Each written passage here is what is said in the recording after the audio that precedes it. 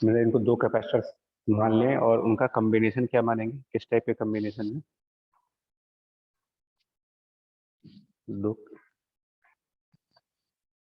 दो कैपेसिटर तो मान सकते हैं, ठीक है, वो लॉजिक सही है कि एक इधर कैपेसिटेंस एक इधर कैपेसिटेंस, बट उसको सीरीज में मानेंगे कि पैरेलल में मानेंगे? तो सीरीज में। सीरीज में, ठीक है। और ऐसे भी कर सकते हैं, वो भी तरीका है, ऐसे भी कर सकते हैं कि जो हमारा कल वाली थ्योरी स्टार्ट करेंगे, पेयर ऑफ कंडक्टर वाली कहानी चल रही है। तो सपोज ए वाले पर प्लस क्यू चार्ज दे देते हैं, एक कंडक्टर को पॉजिटिव क्यू चार्ज और दूसरे कंडक्टर को माइनस क्यू चार्ज दे दे। प्लस क्यू अंदर वाले कंडक्टर को, माइनस क्यू बाहर वाले कंडक्टर को, और डेफिनेशन का फॉलो कर लें फिर कि डेफिनेशन के हिसाब से कैपेसिटेंस जो होगी वो charge divided by potential difference. Potential difference A और आउटर कंडक्टर के बीच में, मतलब ए एंड सी के बीच पोटेंशियल डिफरेंस अगर फाइंड आउट कर लेते हैं तो कैपेसिटेंस आ जाएगी। और पोटेंशियल डिफरेंस आएगी जो पोटेंशियल डिफरेंस आएगा वो इलेक्ट्रिक फील्ड से आएगा। और इलेक्ट्रिक फील्ड यहाँ गॉस लॉ से निकालोगे स्फीयर के केस में। तो अगर हम at small r distance from centre, उसको ओ पॉइंट नाम दे दो, अगर आप पॉइंट ओ से स्मॉल आर डिस्टेंस पे जाएं तो इलेक्ट्रिक फील्ड को लिख सकते हैं, जब आप कोई ऐसा पॉइंट चूज करोगे जो डाइलेक्ट्रिक K1 में है। अगर हम स्मॉल आर डिस्टेंस इस तरीके से चूज करें कि वो पॉइंट डाइलेक्ट्रिक K1 के अंदर हो, तो इलेक्ट्रिक फील्ड यहाँ पर by Gauss law Q by 4πε0 into R square, ये गॉस लॉ के हिसाब से इतना होना चाहिए। बट क्योंकि यहाँ डाइलेक्ट्रिक प्रेजेंट है K1 का, तो डाइलेक्ट्रिक की वजह से यहाँ पर जो नेट इलेक्ट्रिक फील्ड होगी उसमें डिनोमिनेटर में कैपिटल K और आएगा, K1।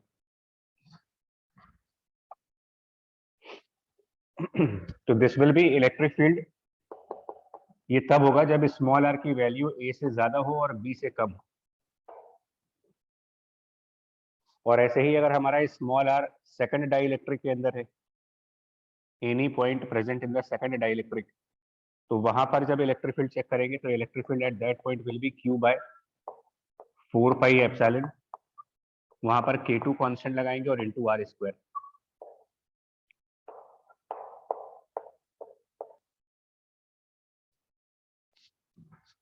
ये वही वाला कंसेप्ट लगाया जा रहा है कि इनसाइड डाइलेक्ट्रिक जो नेट इलेक्ट्रिक फील्ड होगी, inside dielectric net electric field, वो एक्सटर्नल चार्जेस के इलेक्ट्रिक फील्ड का 1/k टाइम्स कर देंगे। तो 1/k1 टाइम्स यहाँ वाले डाइलेक्ट्रिक के अंदर और 1/k2 टाइम्स यहाँ वाले डाइलेक्ट्रिक के अंदर। बाकी पोटेंशियल डिफरेंस निकालने के लिए इलेक्ट्रिक फील्ड को इंटीग्रेट कर देंगे। तो इलेक्ट्रिक फील्ड का जब इंटीग्रेशन करेंगे to find out the potential difference from A point to C point, तो potential difference from A to C point can be written as potential difference, इसको बीच वाले सरफेस को बी मान लें अगर, तो potential difference A to B and plus potential difference B to C, अलग अलग डिवाइड करना होगा इसको।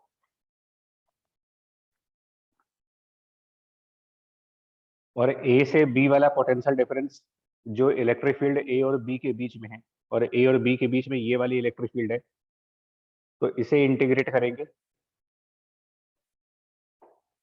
Q by 4πε into K1 R square. इसका इंटीग्रेशन करोगे और पॉइंट ए से पॉइंट बी का मतलब आर की लिमिट स्मॉल ए से स्मॉल बी तक, प्लस बी टू सी वाला पोटेंशियल डिफरेंस निकालने के लिए इलेक्ट्रिक फील्ड जो बी और सी के बीच में मिल रही है उस इलेक्ट्रिक फील्ड को इंटीग्रेट करें, Q by 4πε into K2 into R square into D R, limits B to C तक।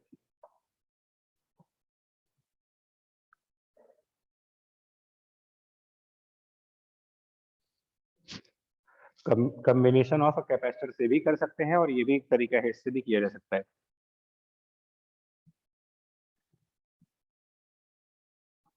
और ये इजीली आ जाएगा, डेल्टा वी की वैल्यू मिल जाएगी Q बाय 4πε, इतना इतना तो कॉमन ही आना है, Q by 4πε common, one by R. यहाँ पर आपका टर्म आ जाएगा 1/K1 multiplied by 1/A minus 1/B, और सेकंड इंटीग्रेशन हो जाएगी 1/K2 into 1/B minus 1/C। Yes sir. बस, और Q by delta Yes, V sir. करके अपना आंसर आ जाएगा। Q by delta V will give the capacitance, so capacitance which is Q upon delta V, Q और delta V का ratio find कर लेंगे तो वो बन जाएगा 4 pi epsilon 0 upon this 1/K1 multiplied by 1/A minus 1/B plus 1/K2 and 1/B minus 1/C, इस तरीके से।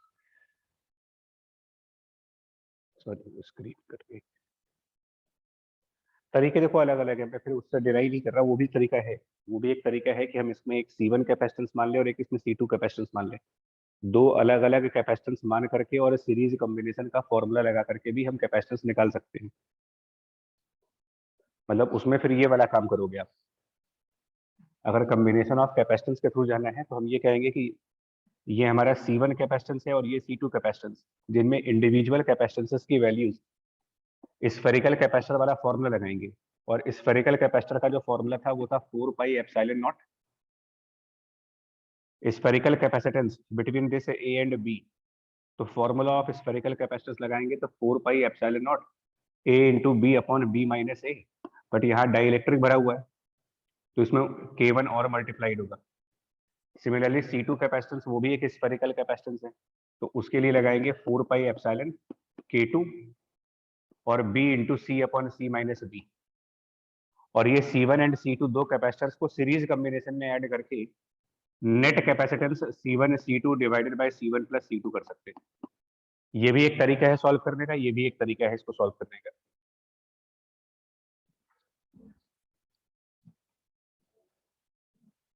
दोनों ही मेथड्स हैं, दोनों ही मेथड समझ लो आप। ये मेथड भी ठीक है और ये मेथड भी ठीक है, दोनों में लगभग बराबर टाइम लगना है।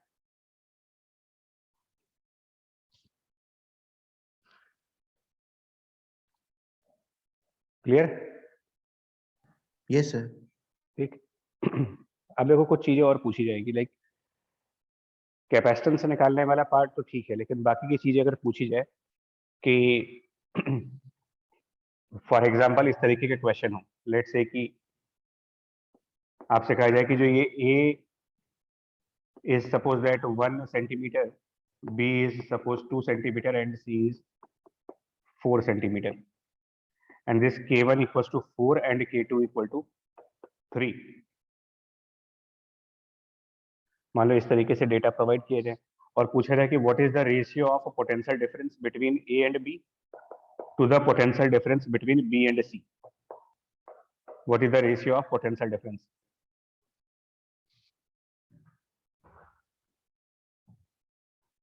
इन दो सरफेस के बीच में पोटेंशियल डिफरेंस और यहाँ के बाद आउटर सरफेस पोटेंशियल डिफरेंस का ratio. Sir C B C upon C A B हो जाएगा सर।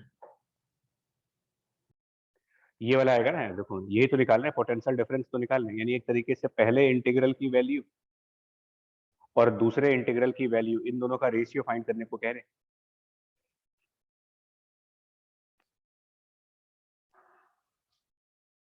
तो delta V A B upon delta V B C, ये रेशियो फाइंड करने को कहा जा रहा है। मतलब ये this term divided by this term, ये कह रहे हैं ratio of these two terms. ये वाली टर्म और ये वाली टर्म का रेशियो फाइंड करना है।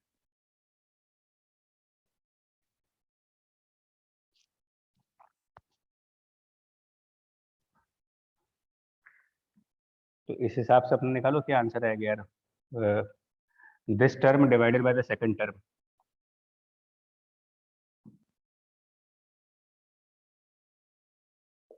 means 1/K1 into 1/A minus 1/B and divided by 1/K2 into 1/B minus 1/C। उसमें K1 K2 की वैल्यू रख करके देख लेते क्या आंसर बन जाएगा इसका।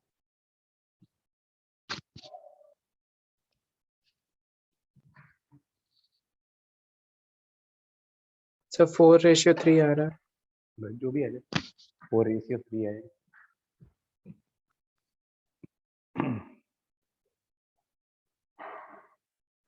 मैं इसलिए इसको डिस्क्रिप्टिव अप्रोच पे लेके चल रहा हूँ। ये मेथड बिल्कुल सही मेथड है, कैपेसिटेंस निकालना है तो ये मेथड ठीक है, बढ़िया मेथड। कैपेसिटेंस के अलावा बाकी चीजें भी पूछने को आ सकती है ना भाई। कैपेसिटेंस के अलावा हमें पोटेंशियल डिफरेंस पूछने को आ सकता है। हमें कह सकते हैं बताइए यहाँ पर क्या इलेक्ट्रिक फील्ड है, यहाँ पर क्या इलेक्ट्रिक फील्ड है। इस टाइप के भी क्वेश्चन पूछ सकते हैं। या फिर दोनों डाई इलेक्ट्रिक के विड्थ, जो दोनों डाई इलेक्ट्रिक्स हैं उनके अक्रॉस जो पोटेंशियल डिफरेंस है उनमें क्या रेशियो बन रहा है। कौन सी डाई इलेक्ट्रिक के अक्रॉस पोटेंशियल डिफरेंस ज्यादा मिल रहा है आपको, कौन सी डाई इलेक्ट्रिक के अक्रॉस पोटेंशियल डिफरेंस कम आ रहा है। इस तरीके की चीजें पूछ सकते हैं। तो इस मेथड में क्या हो रहा है कि आप इलेक्ट्रिक फील्ड कहीं पर भी कैलकुलेट कर सकते हो। कैलकुलेशन ऑफ इलेक्ट्रिक फील्ड किया जा सकता है, calculation of a potential difference भी यहाँ से आ सकता है, और कैपेसिटेंस भी आ सकती है। तीनों चीजें इस मेथड में क्लियर है। और अगर सिर्फ कैपेसिटेंस निकालना हो क्वेश्चन में, ओनली कैपेसिटेंस इज रिक्वायर्ड, तो फिर तो यही वाला मेथड ज्यादा बेटर मेथड कि take the two sir capacitances in the series combination. हाँ जी, सर, जो सेकंड वाला मेथड है उससे भी हम लोग निकाल सकते हैं सर कि रेशियो क्या बिल्कुल होगा निकाल सकते पोटेंशियल का। हैं, बिल्कुल सर निकाल क्योंकि हम सकते हैं। लोग सर क्यू जो होता है वो सर सी भी होता है, तो वी जो इन्वर्सली प्रोपोर्शनल होता है सी के, तो बिल्कुल सर बिल्कुल कैपेसिटेंस अपॉन का इनवर्स रेशियो ले लें, C2/C1 कर दें। ये कह रहे हो ना कि हम Q इक्वल टू CB वाले फॉर्मूले में Q को सेम रख करके पोटेंशियल डिफरेंस और कैपेसिटेंस में इनवर्स रिलेशन लगा दें। Yes sir. Yes sir. हाँ बिल्कुल सही है, वो भी तरीका सही है कि ratio of potential difference will be the inverse ratio of capacitance C2/C1। ये काम भी कर सकते हैं।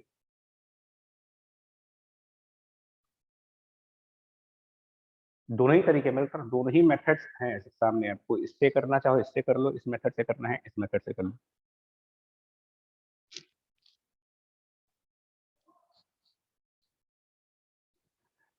नेक्स्ट क्वेश्चन देखो।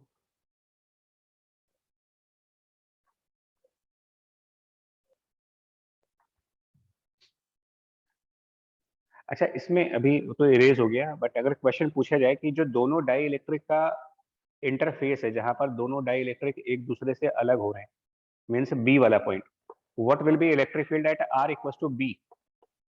Eight this point electric field क्या लिखोगे जहां पर K1 K2 का इंटरफेस आ रहा है।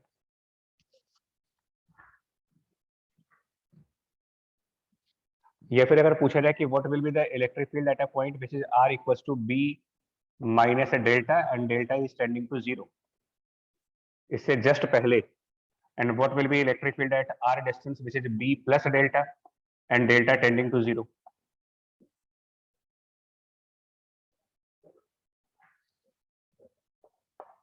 तो इलेक्ट्रिक फील्ड इस इंटरफेस के जस्ट पहले, ये जो इंटरफेस है इसके जस्ट पहले अगर किसी पॉइंट पे बात करोगे तो just before this interface K1 medium, and just after this point medium is K2, just before K1 and just after K2।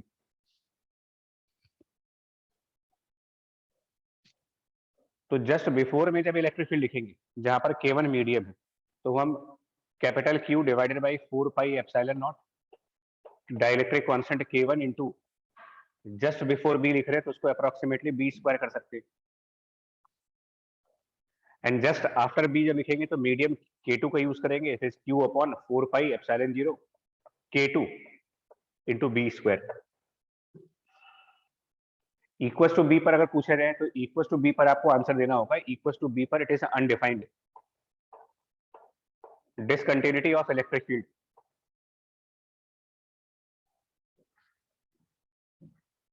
At this interface electric field can not be defined because just पहले कुछ और answer है और just बाद में कुछ और answer.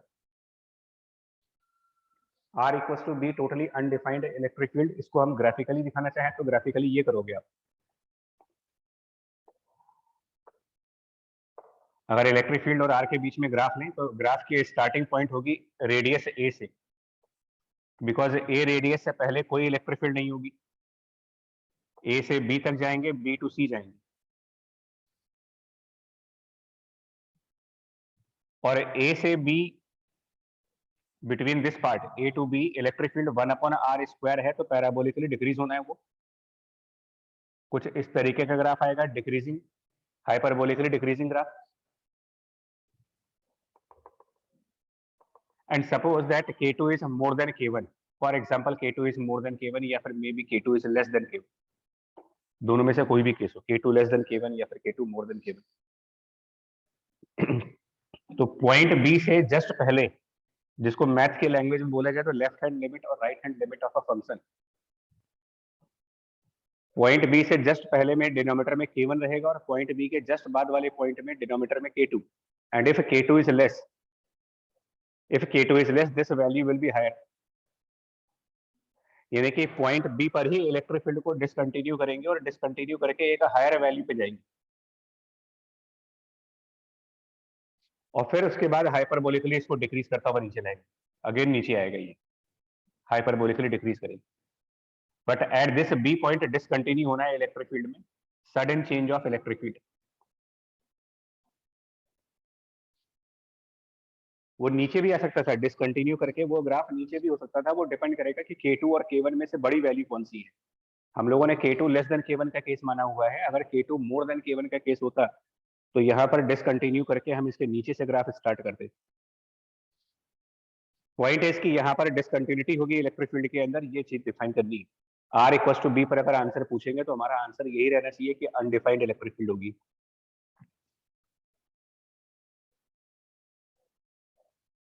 और इसको अगर स्टेटमेंट वाइज पूछा जाए, is it possible to have discontinuity in the electric field, question answer के फॉर्म में पूछा जाए, can we have electric field which is discontinuous at a point, तो yes we can have, answer होगा yes. और वो पॉइंट कहाँ पे होते हैं, जहां पर भी दो डाई इलेक्ट्रिक्स आपस में ज्वाइन होंगी, जहां भी दो डाई इलेक्ट्रिक आपस में ज्वाइन होंगी, वहां पर हमेशा डिसकंटिन्यूटी ऑफ इलेक्ट्रिक फील्ड।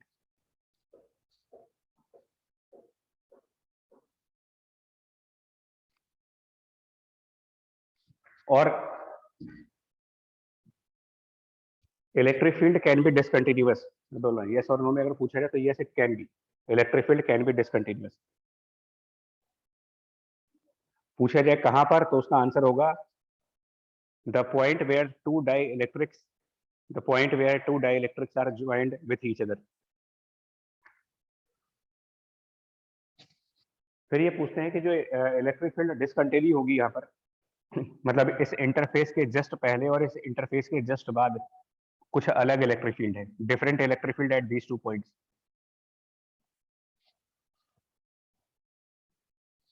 तो व्हाट विल बी, ये अगेन एक एडवांस लेवल क्वेश्चन है, what will B surface charge density, on this interface, find the surface charge density on this interface।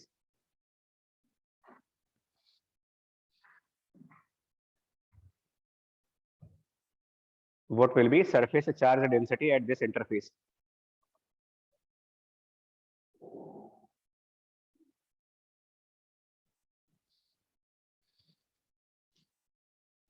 अब अचानक से पूछा जाए कि सरफेस चार्ज डेंसिटी इंटरफेस पर कैसे निकालोगे, डाइइलेक्ट्रिक के इंटरफेस पर सरफेस चार्ज डेंसिटी, ये भी अपने आप में कंसेप्ट है। सर इलेक्ट्रिक फील्ड पता होनी चाहिए, सिग्मा पर एप्सिलॉन। ये है पता है, इलेक्ट्रिक फील्ड्स मान लो ये दी गई है, इस इंटरफेस के जस्ट पहले वाली इलेक्ट्रिक फील्ड पता है, इस इंटरफेस के जस्ट बाद वाली इलेक्ट्रिक फील्ड पता है, तो इंटरफेस पर चार्ज डेंसिटी निकालनी है मेरे। तो ये आएगा उससे गॉस लॉ के थ्रू।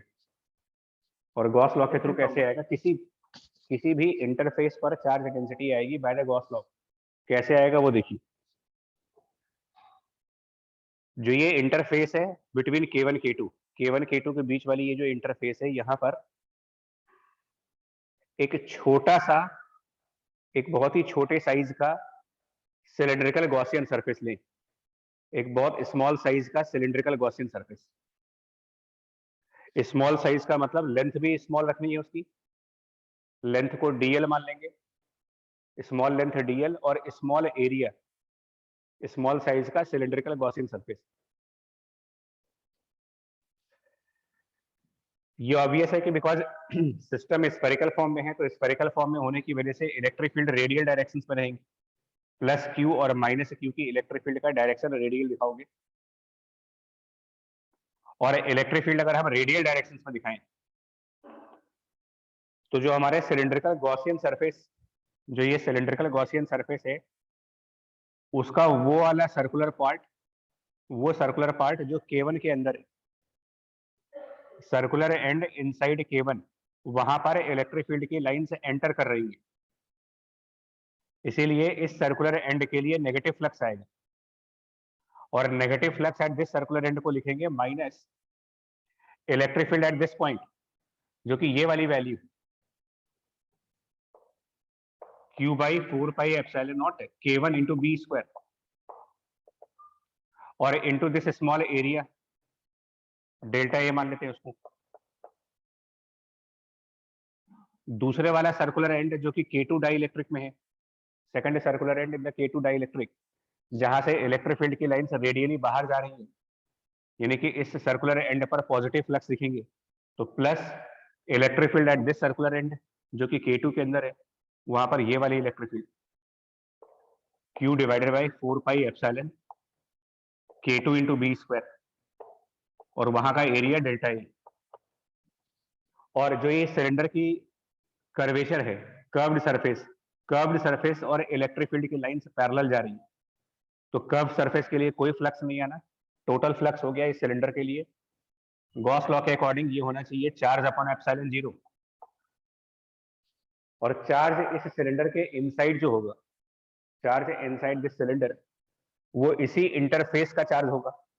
जो चार्ज इस इंटरफेस पर होंगे उन, तो अगर इस इंटरफेस पर चार्ज की डेंसिटी को सिग्मा आई मान लें, आई फॉर इंटरफेस, कि इस इंटरफेस पर density of charge sigma I है, तो डेल्टा ए एरिया हमारे गॉसियन सिलेंडर के इनसाइड जा रहा है, तो charge will be sigma I multiplied by the area delta A. Now delta A सारे कैंसिल करेंगे, sigma I which is the surface charge density between the two dielectrics, वो calculate हो जाएगा यहाँ से, वैल्यू फॉर सिग्मा आई।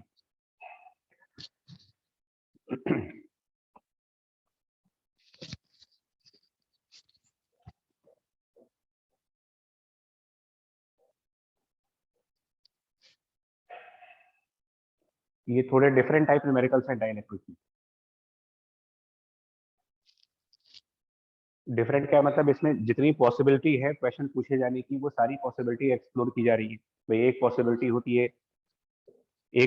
होती है capacitance पूछने की, एक पॉसिबिलिटी होती है पोटेंशियल डिफरेंस का रेशियो पूछने की, एक पॉसिबिलिटी होती है इलेक्ट्रिक फील्ड्स कैलकुलेट करवाने की, चौथी पॉसिबिलिटी ये है कि इंटरफेस पर क्या चार्ज आ सकता है। इससे निकाल लेंगे sigma I, surface charge density on the interface. और अगर ये पूछा जाए कि इलेक्ट्रिक फील्ड में तो डिसकंटिन्यूटी समझ में आई, अगर पोटेंशियल की बात की जाए कि potential at some point R equals to B minus delta where delta tending to zero, and potential at some point R equals to B plus delta where delta tending to zero, इनमें क्या discontinuity होगी भी कि नहीं होगी? मतलब electric field में तो डिसकंटिन्यूटी आई, क्या ऐसे ही डिसकंटिन्यूटी पोटेंशियल के टाइम पर भी आएगी?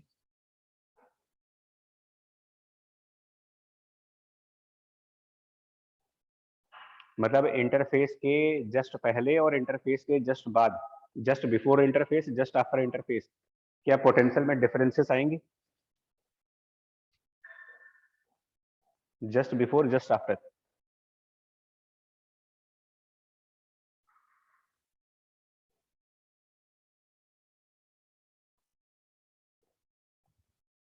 क्या पोटेंशियल इंटरफेस के जस्ट पहले और इंटरफेस के जस्ट बाद में पोटेंशियल में की वैल्यूज में डिफरेंस होगा या नहीं होगा? नहीं होगा तो क्या रीजन है, और होगा तो क्या रीजन है? इलेक्ट्रिक फील्ड बदल रही है तो होना चाहिए। इलेक्ट्रिक फील्ड में तो डिसकंटिन्यूटी आ रही है, बिल्कुल सही बात है, इलेक्ट्रिक फील्ड में डिसकंटिन्यूटी है। तो क्या इलेक्ट्रिक फील्ड की डिसकंटिन्यूटी पोटेंशियल के डिसकंटिन्यूटी को कंफर्म करता है कि अगर कहीं इलेक्ट्रिक नहीं, ये फील्ड नहीं कह डिसकंटिन्यू सकते हो कि रही है?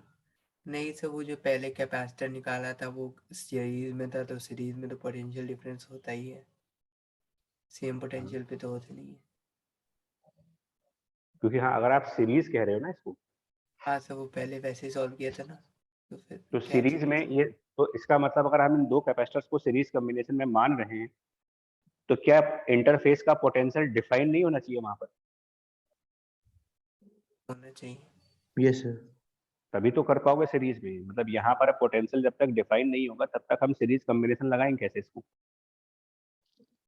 तो पोटेंशियल में डिसकंटिन्यूटी नहीं होगी कभी भी, और उसका एक और प्रूफ भी है, मतलब एक ऑलरेडी आप ये काम कर चुके हो, जाने अनजाने में ये चीज हो चुकी है। क्या कहाँ हुई थी बता रहे हैं, रिकॉल करो। आइसोलेटेड कंडक्टिंग स्फीयर, याद करिएगा, isolated conducting sphere. Isolated conducting sphere को जब चार्ज करते हैं तो वो सारा चार्ज उसके सरफेस पे होता है,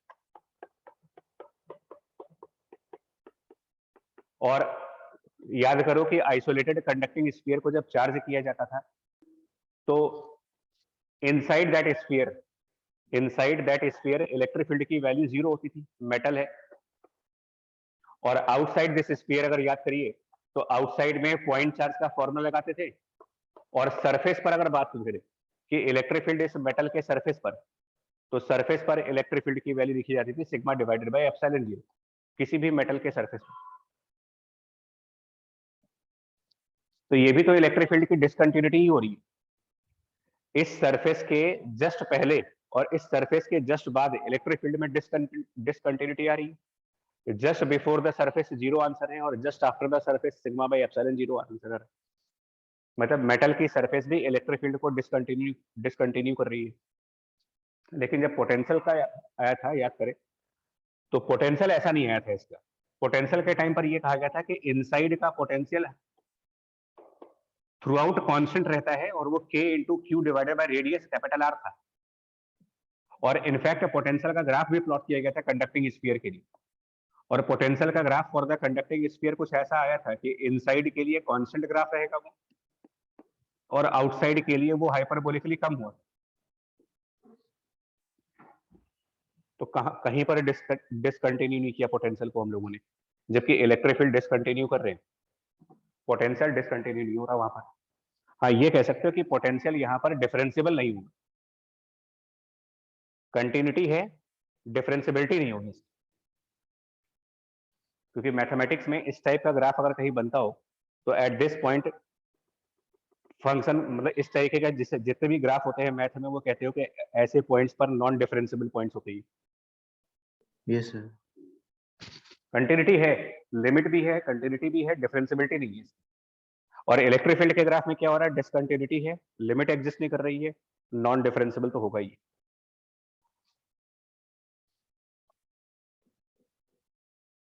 पोटेंशियल का ग्राफ डिसकंटिन्यू नहीं हो सकता, कहीं पर भी नहीं हो सकता। मतलब ये इम्पॉसिबल टास्क होते हैं कि पोटेंशियल को आप डिसकंटिन्यू करें अचानक से।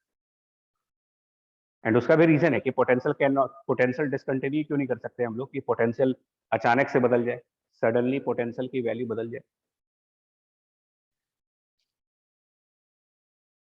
तो पोटेंशियल डिफरेंस में सडन चेंज क्यों नहीं आ सकता, या पोटेंशियल डिसकंटिन्यू क्यों नहीं कर सकते आप। तो उसका रीजन था कि पोटेंशियल डिफरेंस, देखिए वैसे भी अगर हम बात करें तो पोटेंशियल डिफरेंस की जो प्रिंसिपल डेफिनेशन है, पोटेंशियल डिफरेंस की principal definition, that was the work per unit charge.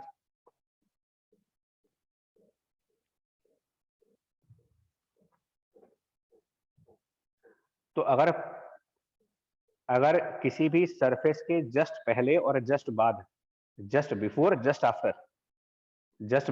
After की बात कर रहे हैं, पोटेंशियल में अगर डिसकंटिन्यूटी आई तो डेल्टा वी की वैल्यू नॉन जीरो कही जाएगी।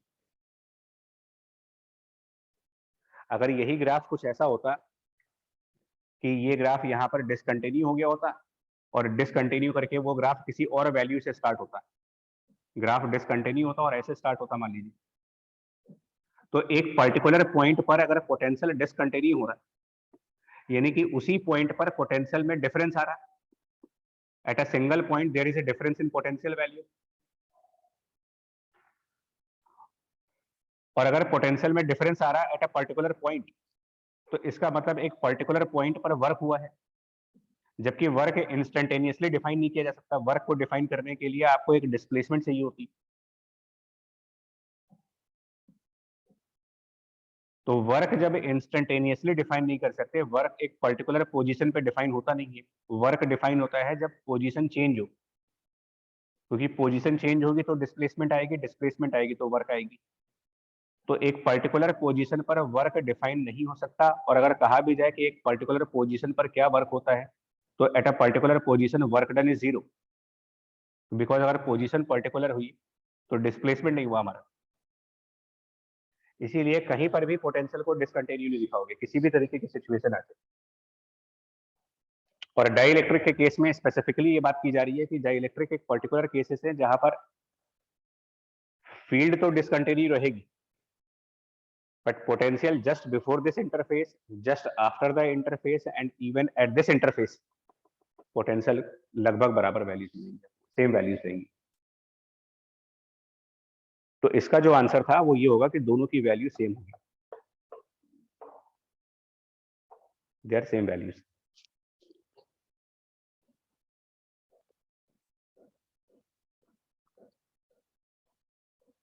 क्लियर हो गया point? Yes yes sir. Field potential properties, ठीक।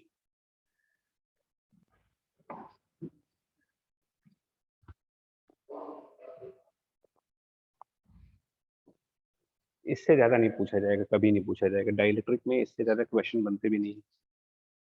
नाउ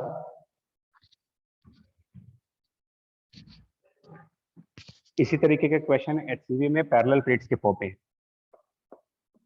एचसीवी में कुछ इस तरीके के क्वेश्चंस हैं पैरेलल प्लेट्स के फॉर्म में, कि दो पैरेलल प्लेट्स दी गई हैं और उनके बीच में हमने डाइलेक्ट्रिक्स भरे गए हैं, कई सारे डाइलेक्ट्रिक इनके बीच में इस तरीके से फिल किए गए, K1, K2, K3। कैपेसिटर वाले चैप्टर में मिल जाएगा ऐसा क्वेश्चन कि दो ये प्लेट्स हैं, एक प्लस क्यू चार्ज है, एक माइनस क्यू चार्ज है, इनके बीच में हमने K1, K2, K3 करके फिल किया, ये D1 डिस्टेंस, ये D2 डिस्टेंस, ये D3 डिस्टेंस। तो कैपेसिटेंस क्या बनेगी? तो कैपेसिटेंस इस टाइप में जो आप लोगों ने मेथड बताया वही मेथड फॉलो कर लेते हैं कि इसको तीन अलग अलग कैपेसिटर मान लेते हैं। एक कैपेसिटर हमने K1 डाइलेक्ट्रिक वाला मान लेंगे, एक कैपेसिटर K2 डाइलेक्ट्रिक वाला मान लेंगे, एक कैपेसिटर K3 डाइलेक्ट्रिक वाला मान लेंगे। तो पहला मेथड तो सॉल्व करने का वही रहेगा। इसको हम एक C1 कैपेसिटेंस मान लेंगे, इसको C2 कैपेसिटेंस, इसको C3 कैपेसिटेंस, और तीन कैपेसिटेंसेस C1, C2, C3 अलग अलग कैलकुलेट कर लेते हैं। A epsilon K1 upon D1 formula, दूसरे वाले कैपेसिटेंस के लिए A epsilon K2 by D2, और तीसरे वाले कैपेसिटेंस के लिए A epsilon K3 by D3। और C1, C2, C3 three capacitors का कॉम्बिनेशन सीरीज के हिसाब से निकालें तो 1 upon total capacitance will be 1 by C1 plus 1 by C2 plus 1 by C3। ये तरीका रहेगा कैपेसिटेंस फाइंड करने का, considering three parallel plate capacitor, C1 capacitor, C2 capacitor, C3 capacitor. और डिटेल्ड में चाहते हैं, डिटेल इसलिए बोल रहा हूं क्योंकि इससे रिलेटेड बाकी के क्वेश्चंस भी आ सकते हैं, तो बाकी का डिटेल अगर चाहते हो जिसमें ये कहा जाए कि K1 डाइलेक्ट्रिक के अंदर इलेक्ट्रिक फील्ड E1 है, K2 डाइलेक्ट्रिक के अंदर इलेक्ट्रिक फील्ड E2 है, और K3 डाइलेक्ट्रिक के अंदर इलेक्ट्रिक फील्ड E3 है। तो क्या वैल्यूज होंगी इनकी, क्या रेशियोज बनेंगे इनके में, पोटेंशियल डिफरेंसेस किन रेशियोज में आएंगी, ये सारे क्वेश्चन जो पूछते। तो E1 which is electric field in this dielectric K1, वो लिखेंगे इन चार्जेस के इलेक्ट्रिक फील्ड, पहले लिखो आप, प्लस क्यू और माइनस क्यू की वजह से इलेक्ट्रिक फील्ड वो हो जाएगा Q अपॉन A एप्सिलॉन 0, जिसको एक्सटर्नल फील्ड कहते हैं। और डाइलेक्ट्रिक के अंदर जब जाएंगे तो डिवीजन में K1 करेंगे। सिमिलरली E2 वाली इलेक्ट्रिक फील्ड लिखनी होगी तो हम लिखेंगे Q upon A epsilon 0 divided by K2। And similarly E3 electric field निकालना होगा तो ऐसे करेंगे Q by A epsilon upon K3।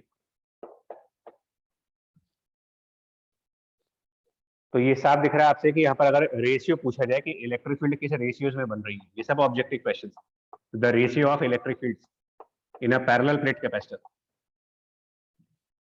Clearly हमें जो दिख रहा है कि E1, E2 और E3 इलेक्ट्रिक फील्ड का जो रेशियो बन रहा है वो बन रहा है 1 upon K1 is to 1 upon K2 is to 1 upon K3। और फिर अगर कहा जाए कि जो K1 डाइलेक्ट्रिक है, K1 डाइलेक्ट्रिक इसकी विड्थ के अक्रॉस K1 डाइइलेक्ट्रिक की जो विड्थ है इसके across potential difference delta V1, K2 dielectric की विड्थ के across potential difference delta V2 और तीसरे वाले के across potential difference delta V3। तो इनका रेशियो क्या होगा, इनकी वैल्यूज क्या होंगी, सब्जेक्टिव क्वेश्चन के हिसाब से, ऑब्जेक्टिव क्वेश्चन के हिसाब से, मल्टी चॉइस क्वेश्चन के हिसाब से, किसी भी एंगल से क्वेश्चन पूछा जाए तो पोटेंशियल डिफरेंसेस का रेशियो या फिर पोटेंशियल डिफरेंसेस की एग्जैक्ट वैल्यूज। तो अगर आपको डेल्टा V1 निकालना हो, potential difference of this first dielectric, तो ये उसी फॉर्मूले से निकाल सकते हैं, capacitance is Q upon delta V and therefore delta V will be Q upon capacitance. So potential difference for this first dielectric will be Q divided by first capacitance C1, capacitance of this portion C1, जो ये value. Similarly delta V2 निकालना होगा तो ये लिखोगे Q upon C2, delta V3 निकालना होगा तो it is Q by C3। तो इसके हिसाब से अगर देखा जाए कि रेशियो क्या बनना है यहाँ पर, तो delta V1 is to delta V2 is to delta V3 equals to ratio of potential differences, वो आएगा 1/C1, 1/C2, 1/C3 और 1/C1, 1/C2 और 1/C3 का जब रेशियो लेंगे तो 1/C1, 1/C2, 1/C3, तो ये रेशियो बनेगा आपका D1/K1, ratio D2/K2, ratio D3/K3।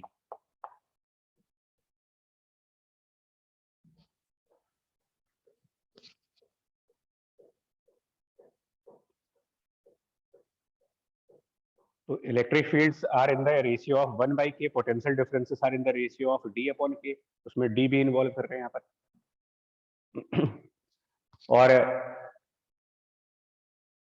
Graphically अगर पूछा जाए कि इलेक्ट्रिक फील्ड में कैसा ग्राफ आएगा, पोटेंशियल में कैसा ग्राफ आएगा, तो इस टाइप के भी क्वेश्चन बन जाते हैं ग्राफ के ऊपर।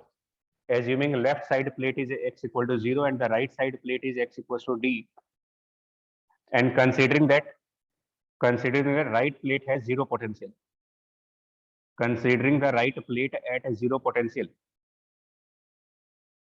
considering right plate at zero potential, what kind of graph will be between the potential and the distance?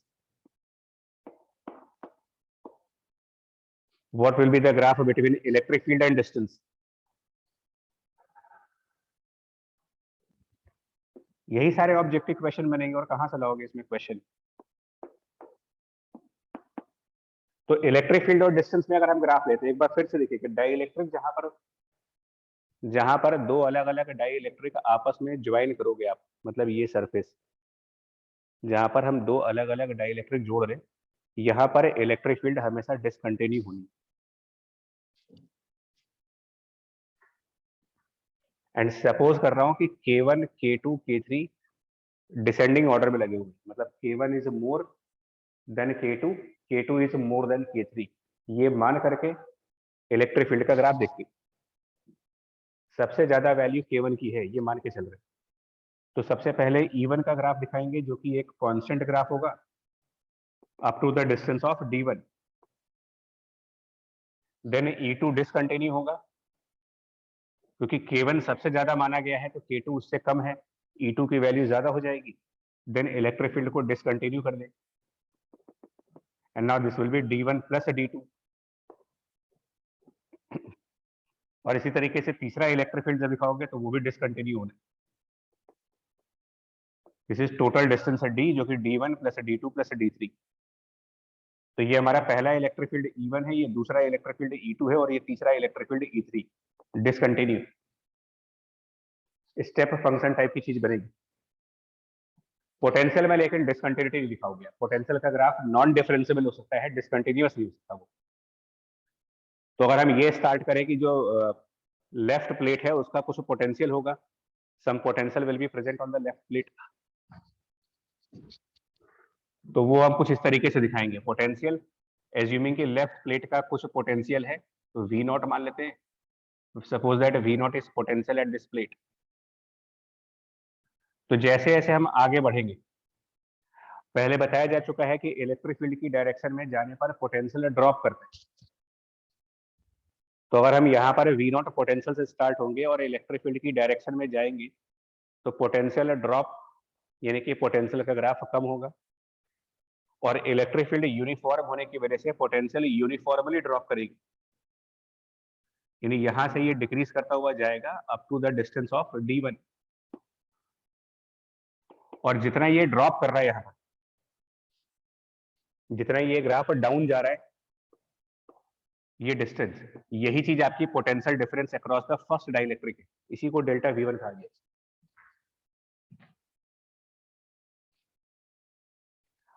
फिर और आगे जाएंगे सेकंड डाइलेक्ट्रिक के अंदर, अभी भी हम इलेक्ट्रिक फील्ड के डायरेक्शन में जा रहे हैं, पोटेंशियल अभी भी ड्रॉप होगा, यानी ये ग्राफ और नीचे जाएगा, लेकिन ये ग्राफ जब और जब नीचे जाएगा तो लाइन चेंज हो जाएगी इसकी, क्योंकि अगर हम सेम लाइन पर इसको आगे लेके जाएंगे तो फिर तो ये डिफरेंशियल फंक्शन बन जाएगा, और इलेक्ट्रिक फील्ड की डिसकंटिन्यूटी जहां पर होगी वहां पर पोटेंशियल डिफरेंशियल हो ही नहीं सकता, क्योंकि इलेक्ट्रिक फील्ड पोटेंशियल का डेरिवेटिव भी होता है। Electric field is minus dV/dx, recall करें इसको, और मैथमेटिक्स में limit continuity and differentiability chapter में जाओ अगर, तो अगर पोटेंशियल डिफरेंशिएबल है हर जगह पे, तो क्या ऐसा हो सकता है कि एक फंक्शन जो हमेशा डिफरेंशिएबल हो उसमें कहीं पर ई की डिसकंटिन्यू हो जाए कहीं पर? नो सर, नहीं हो सकता। तो इलेक्ट्रिक फील्ड जहां डिसकंटिन्यू है उसका मतलब सीधा सीधा है कि potential can not B differentiable eight that point, यानी कि पोटेंशियल का ग्राफ बदलेगा, वहां नॉन डिफरेंशिएबल ग्राफ आएंगे। तो लाइन बदल दो आप इसकी, यानी कि स्लोप बदल देंगे इसकी, स्लोप बदलेंगे, तो D1 से अगला वाला पॉइंट जो D1 प्लस D2 वाला पॉइंट होगा वहां पर इसका स्लोप थोड़ा सा चेंज कर देंगे। अब स्लोप बढ़ाएंगे या कम करेंगे ये देखना पड़ेगा, वो स्लोप बढ़ेगी या स्लोप कम होगी। तो dV/dx का मतलब स्लोप है, और स्लोप इलेक्ट्रिक फील्ड पे डिपेंडेंट है, और अगर ये माना गया है कि K1 is more then K2, K1 more than K2 माना गया है, यानी यहाँ पर इलेक्ट्रिक फील्ड कम है और यहाँ पर इलेक्ट्रिक फील्ड ज्यादा है, तो जिसमें ज्यादा इलेक्ट्रिक फील्ड होगी वहां पर पोटेंशियल के ड्रॉप करने का रेट भी ज्यादा होगा, मतलब पोटेंशियल जल्दी से ड्रॉप कर जाएगी। पोटेंशियल जल्दी से ड्रॉप कर जाने का मतलब ये हुआ स्टीपनेस ज्यादा होगी उसकी, ऐसा कुछ ग्राफ आएगा, और तेजी से नीचे गिरेगा वो। और आगे इलेक्ट्रिक फील्ड जा रहे हैं, इसमें और इलेक्ट्रिक फील्ड और स्ट्रांग होती जा रही है, जितनी स्ट्रांग है इलेक्ट्रिक फील्ड पोटेंशियल उतना स्टीपली नीचे आएगा।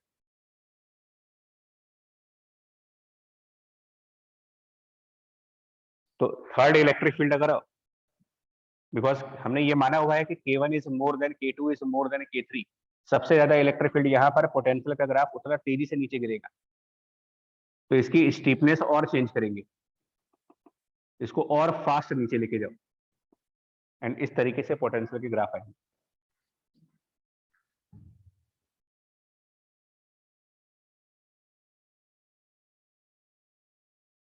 जितनी ज्यादा इलेक्ट्रिक फील्ड पोटेंशियल का ग्राफ उतना तेजी से नीचे आना चाहिए, जितनी लो इलेक्ट्रिक फील्ड होगी पोटेंशियल धीमे धीमे नीचे आएगा। तो इस टाइप के, बट डिसकंटिन्यूटी नहीं है, नॉन डिफरेंशिएबिलिटी कह सकते हो, क्योंकि यहाँ पर फंक्शन में कॉर्नर जैसी चीज बन रही है, और जिस भी फंक्शन में कॉर्नर बनते हैं वो डिफरेंशिएबल नहीं होते वहां पर।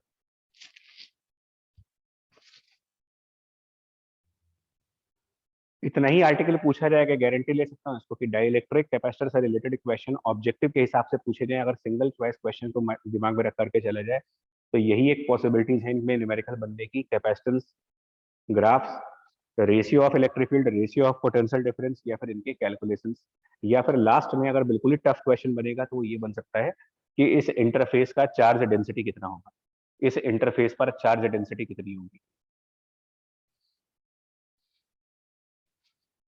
और चार्ज डेंसिटी कैसे निकालने हैं वो अभी हम लोगों ने स्फीयर के डाइलेक्ट्रिक में समझाया आपको कि किस तरीके से चार्ज डेंसिटी आएगी।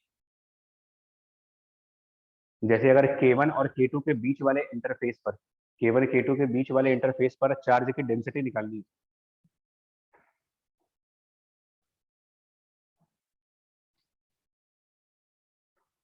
क्या अप्रोच रखेंगे? K1 K2 के बीच वाले इंटरफेस में अगर हमें डेंसिटी ऑफ चार्ज चाहिए कि what is density of charge at that interface which is between K1 K2,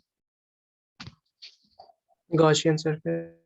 cylindrical Gaussian surface. हाँ, तो अब मैं ड्रॉ नहीं करने जा रहा, आपको इमेजिन करना पड़ेगा। हम इस तरीके का एक सिलेंडर बनाएंगे, ऐसा एक सिलिंड्रिकल गॉसियन सरफेस इमेजिन करेंगे, तो उस सिलिंड्रिकल गॉसियन सरफेस के लेफ्ट एंड पर जो फ्लक्स बनेगा वो बनेगा -E1 multiplied by delta A, और राइट साइड पर जो फ्लक्स बनेगा वो बनेगा +E2 multiplied by delta E, and equals to जो भी इस इंटरफेस पर चार्ज की डेंसिटी होगी, सिग्मा 1 मान लेते हैं, सिग्मा 1 2 का मतलब वो इंटरफेस जो 1 और 2 के बीच में है, और multiplied by delta A upon epsilon 0। ये हमने गॉस लॉ लिखा है, सिलेंडर ऐसा कुछ मानना पड़ेगा हमें। और E1 एंड E2 हम सेपरेटली कैलकुलेट कर चुके हैं, तो उससे मालूम कर लेंगे कि डेंसिटी क्या बनेगी। तो अब इस टॉपिक को एग्जाम के पॉइंट ऑफ व्यू से प्रिपेयर करने के लिए आपको ये समझना पड़ेगा कि what are the possible questions based on the dielectric. Number 1, concept mapping, इसको एक तरीके से बोल सकते हो कि अगर कैपेसिटेंस निकालनी है तो हम क्या काम कर रहे हैं। कैपेसिटेंस निकालने के लिए हमने क्या काम किया, C1 C2 C3 कैपेसिटर मान करके सीरीज में ऐड कर दिए।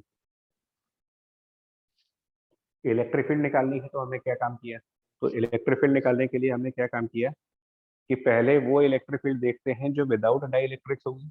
तो विदाउट डाइलेक्ट्रिक्स इलेक्ट्रिक फील्ड होंगी Q/A एप्सिलॉन। तो विथ डाइलेक्ट्रिक इलेक्ट्रिक फील्ड निकालनी है अगर, तो electric field without dielectric divided by dielectric constant. तीसरा कंसेप्ट, पोटेंशियल डिफरेंसेस निकालने के लिए चार्ज अपॉन कैपेसिटेंस, जिस पर्टिकुलर डाइलेक्ट्रिक विड्थ के लिए पोटेंशियल डिफरेंस चाहिए, कैपेसिटेंस भी सिर्फ उतनी ही विड्थ का रखेंगे। जैसे एक में C1 रखा है, एक में C2, एक में C3। ग्राफिकली अगर देखा जाए तो इलेक्ट्रिक फील्ड की ग्राफ में डिसकंटिन्यूटी रहेगी, पोटेंशियल में नहीं रहेगी। और पांचवा पॉइंट कि इंटरफेस का चार्ज डेंसिटी निकालना है तो उसका प्रोसेस है गॉस लॉ करके। टोटल ये 5 टाइप के न्यूमेरिकल्स इनके ऊपर बनते हैं, 5 कैटेगरीज जो टोटल बन रही। Capacitance finding, electric field calculations, potential difference calculations, E and V graph, और चार्ज डेंसिटी कैलकुलेशन।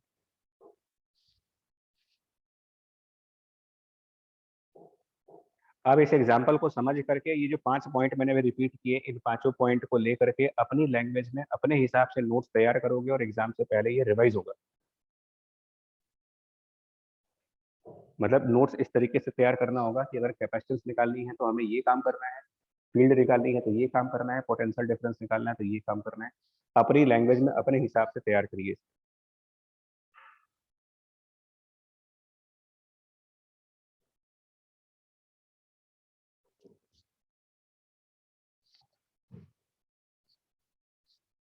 और ये सिर्फ पैरेलल प्लेट कैपेसिटर के लिए नहीं कह रहा हूँ, ये जो थ्योरी अभी डिस्कस हो रही है अभी जस्ट पीछे, इसके जस्ट पहले हमने स्फेरिकल कैपेसिटर यूज किया था। तो कॉम्बिनेशन ऑफ डाई इलेक्ट्रिक, चाहे पैरेलल प्लेट कैपेसिटर पे हो, चाहे स्फेरिकल कैपेसिटर में हो, चाहे सिलिंड्रिकल कैपेसिटर में हो, सब में काम करेगा ऐसे ही।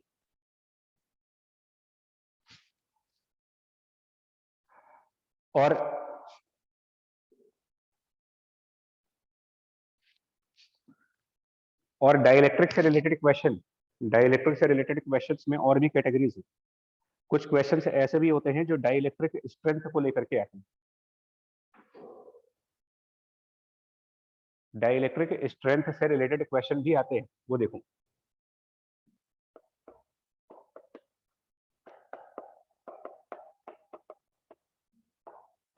Dielectric strength problems. तो पहले तो इसको ये याद करो कि डाइलेक्ट्रिक स्ट्रेंथ होती क्या है। तो क्वेश्चन तभी होगा ना जब हमको ये पता हो कि डाइलेक्ट्रिक स्ट्रेंथ और डाइलेक्ट्रिक कांस्टेंट में डिफरेंस क्या है। डाइलेक्ट्रिक कांस्टेंट एक अलग चीज थी, डाइलेक्ट्रिक स्ट्रेंथ भी हमने एक क्लास में डिस्कस हो चुका है कि ये क्या चीज होती है, किस क्वांटिटी को बोलते हैं कि ये डाइलेक्ट्रिक स्ट्रेंथ है।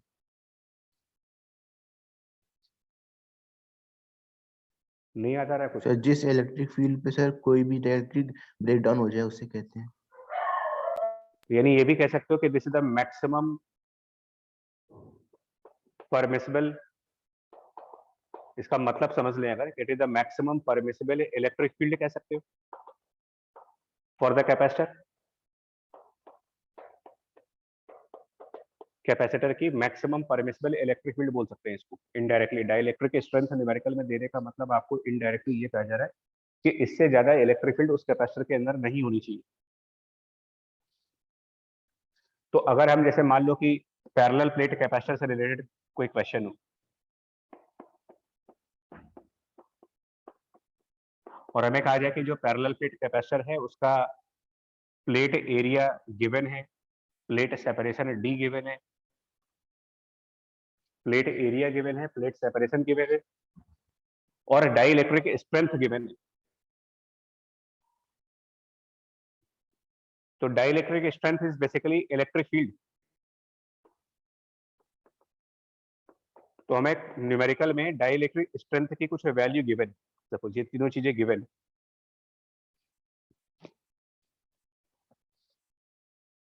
और अब इस बेसिस पर पूछा जाए कि when the dielectric strength is given, distance d is given, capital A is given, what can be the maximum potential difference. For example suppose that area given is 20 millimeter 20 centimeter square, d given as 1 millimeter, and suppose that the dielectric strength is given as 3 into 10 to the power 4 Newton per meter और 3 into 10 to the power 6 Newton per meter। Just example के form में area given है, distance given है, dielectric strength given है। Next question क्या क्या है? Find maximum potential difference of capacitor,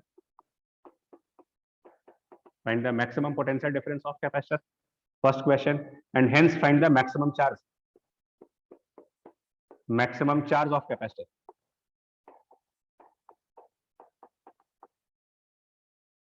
if dielectric constant is k equals to suppose that 5। ये दो क्वेश्चंस होंगे इस तरीके के।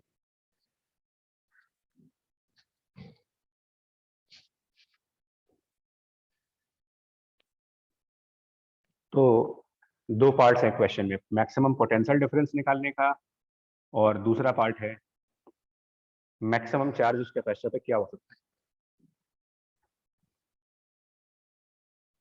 तो पैरेलल प्लेट ED से निकालें। जी, पैरेलल प्लेट कैपेसिटर के बारे में कहा गया था कि इसके अंदर यूनिफॉर्म इलेक्ट्रिक फील्ड होती है। खास बात ये होती है कि पैरेलल प्लेट कैपेसिटर के inside electric field perfectly uniform रहता है। और इस टाइप के कैपेसिटर्स के लिए जहां पर इलेक्ट्रिक फील्ड यूनिफॉर्म है वहां potential difference electric field multiplied by distance होता है। This is only for parallel plate capacitor. Spherical और सिलिंड्रिकल कैपेसिटर में ये काम नहीं करेगा। पैरेलल प्लेट कैपेसिटर्स का पोटेंशियल डिफरेंस बराबर इलेक्ट्रिक फील्ड इनटू डिस्टेंस, और electric field dielectric strength indirectly आपको इलेक्ट्रिक फील्ड ही बताया जाता है। इसका मतलब ही यही होता है कि इलेक्ट्रिक फील्ड दिया जा रहा है और डी दिया हुआ है। तो जब यहाँ पर मैक्सिमम निकालना होगा तो ऑब्वियसली मैक्सिमम इलेक्ट्रिक फील्ड लिखेंगे और मैक्सिमम इलेक्ट्रिक फील्ड ही डाइलेक्ट्रिक स्ट्रेंथ है। तो इस हिसाब से इसका जो आंसर बनेगा फर्स्ट पार्ट का आंसर न्यूमेरिक वैल्यूज के हिसाब से देखिए तो 3 into 10 to the power 6 multiplied by this 1 millimetre which is 10 to the power -3, कुल मिलाकर के ये बन जाएगा 3000 volt. Maximum voltage can be 3000 volt. ये प्रैक्टिकल वैल्यूज से बहुत ज्यादा आ रहा है ये। सेकेंड पार्ट, मैक्सिमम चार्ज निकालना है तो maximum charge will be this capacitance multiplied by the maximum potential difference and capacitance can be written as A epsilon upon D with K। तो डाइलेक्ट्रिक वाला capacitance multiplied by the maximum voltage.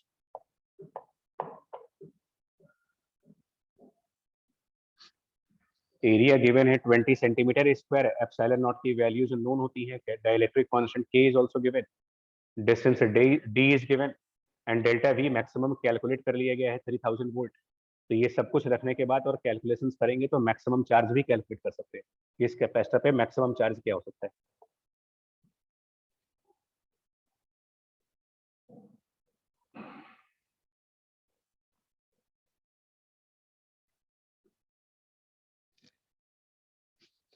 बोलो ठीक है ये?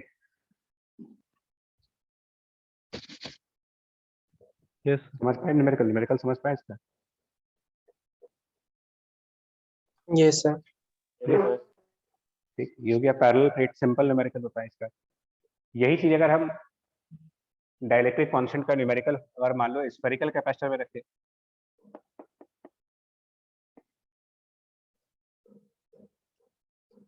तो उसमें spherical capacitor में data कुछ अलग तरीके से होगा, पूछने का तरीका भी अलग होगा, न्यूमेरिकल्स को डिफरेंट तरीके से पूछे जाएंगे। फॉर एग्जांपल कि इसमें कहा जाए कि जो इनर रेडियस है, inner radius is suppose that 10 centimetre, outer radius for example 30 centimetre दिया गया हो, डाइलेक्ट्रिक स्ट्रेंथ गिवन है,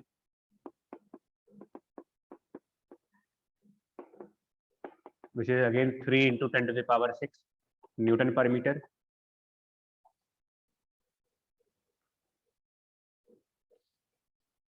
और पूछा जाए what can be maximum potential difference of capacitor, what can be the maximum potential difference for this capacitor, first part of question, and the second part of question is again same चीज, what is the maximum charge, q maximum कितना होगा if dielectric constant given as 5। मतलब same ही numerical है but parallel plate की जगह spherical capacitor के लिए।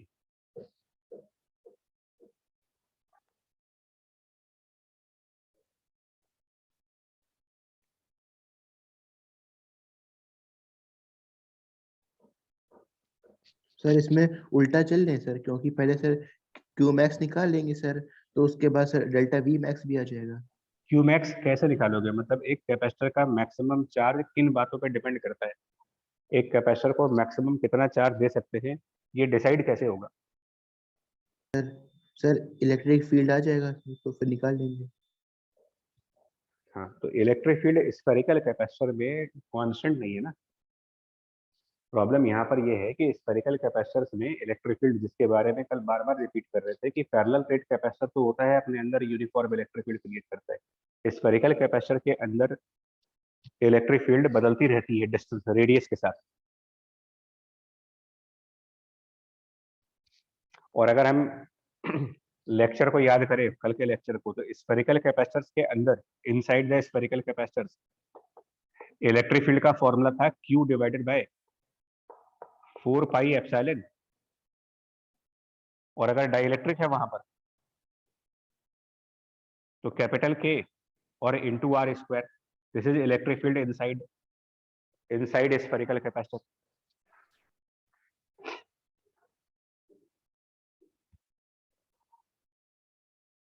और कैपेसिटेंस, अगर हम फॉर्मूला याद करें तो कैपेसिटेंस एंड पोटेंशियल डिफरेंस, तो पोटेंशियल डिफरेंस उनकी प्लेट्स के बीच में जब निकालो, potential difference between the two plates of capacitor, तो it is charge divided bye capacitance.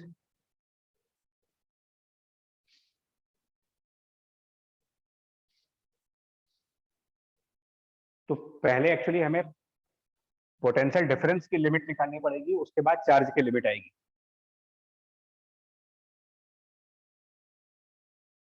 तो देखो कैसे करेंगे इसको, इस चीज को कैसे करेंगे उसका ध्यान से देखिएगा, क्योंकि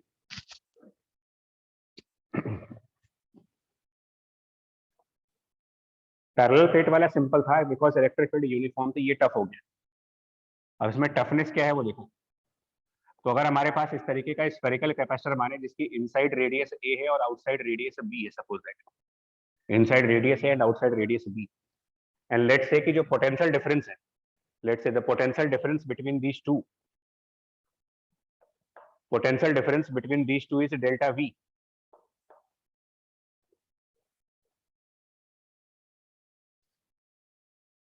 मान लेते हैं कि ये पोटेंशियल डिफरेंस है यहाँ। तो ये जो पोटेंशियल डिफरेंस होगा दोनों प्लेट्स के बीच में, इसको लिखेंगे चार्ज अपॉन द कैपेसिटेंस, और capacitance of spherical capacitor is 4 pi epsilon a into B upon b minus a। But क्योंकि ये डाइलेक्ट्रिक वाला कैपेसिटर है तो एप्सिलॉन के साथ k और मल्टीप्लाई होगा, और इस बेसिस पर q upon 4 pi epsilon k Q by 4 pi epsilon K की वैल्यू को यहाँ रिप्लेस करेंगे इलेक्ट्रिक फील्ड के एक्सप्रेशन में, बिकॉज यहाँ पर भी आपका Q upon 4 pi epsilon K आ रहा है। तो जब इस तरीके से रिप्लेस करोगे तो आपका एक रिलेशन ये आएगा that electric field equals to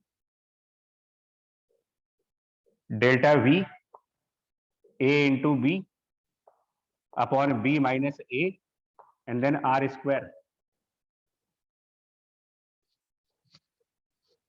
तो बेसिकली हमने क्या काम किया है, इलेक्ट्रिक फील्ड और पोटेंशियल डिफरेंस को रिलेट किया, और यही काम हमने पैरेलल प्लेट में भी किया था, बट पैरेलल प्लेट में ये रिलेशन सिंपल था। पैरेलल प्लेट कैपेसिटर में electric field was simply delta V divided by distance. Parallel plate के इलेक्ट्रिक फील्ड में और पैरेलल प्लेट के पोटेंशियल डिफरेंस में, पैरेलल प्लेट कैपेसिटर की इलेक्ट्रिक फील्ड और पैरेलल प्लेट कैपेसिटर की पोटेंशियल डिफरेंस का रिलेशन सिंपल रिलेशन होता है। स्फेरिकल कैपेसिटर की इलेक्ट्रिक फील्ड और स्फेरिकल कैपेसिटर का पोटेंशियल डिफरेंस, ये रिलेशन स्मॉल r पे डिपेंडेंट है।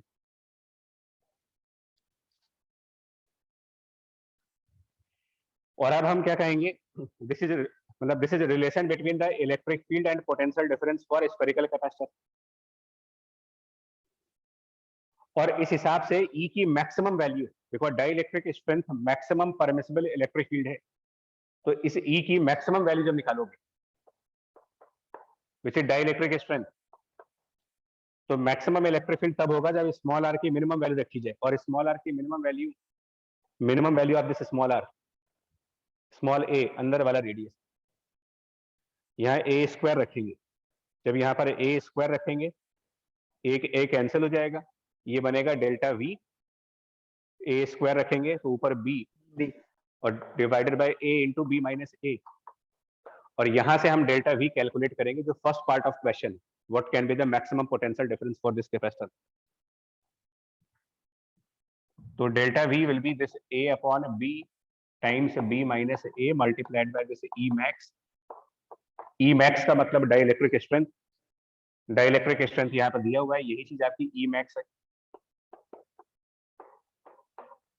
A और B गिवन है, तो it will be B minus A 20 and this is 10 by 30, 20 by 3, 10 by 30, 20 by 3 into this maximum, 3 cancel। ये शायद कैलकुलेशंस के बाद 20 into 10 to the power 6 volt शायद आएगा।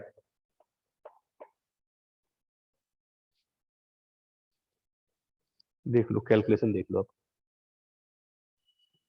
b माइनस ए 20 हो गया और a अपॉन b 1/3 हो गया। c और e मैक्स की value 3 cancel, 20 into 10 to the power 6 volt, इतना मैक्सिमम वोल्टेज आ सकता है। सर आर स्क्वायर नहीं है क्या? आर स्क्वायर में तो आर को रखा ना हमने, ये तो इलेक्ट्रिक फील्ड और आर का रिलेशन था। आर की मिनिमम वैल्यू ए रख करके, आर मिनिमम ए रख करके ई मैक्सिमम निकाला है, ठीक है सर, क्योंकि ठीक है। मैक्सिमम जो मैक्सिमम ई आएगा उसको डाइइलेक्ट्रिक स्ट्रेंथ बोलेंगे।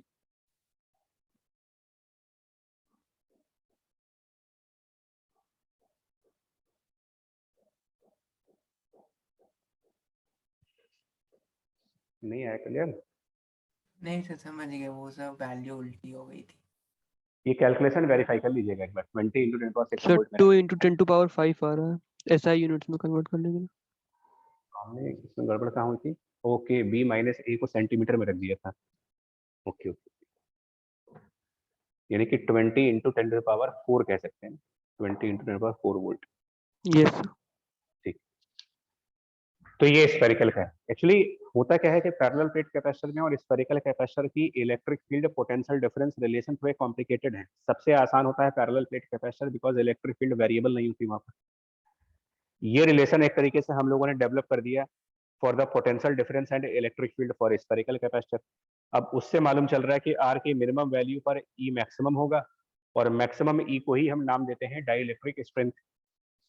इससे पोटेंशियल की लिमिट आ रही है कि इतना इतना पोटेंशियल मैक्सिमम डाल सकते हो, और जब मैक्सिमम पोटेंशियल आ सकता है तो फिर मैक्सिमम चार्ज भी आ जाएगा।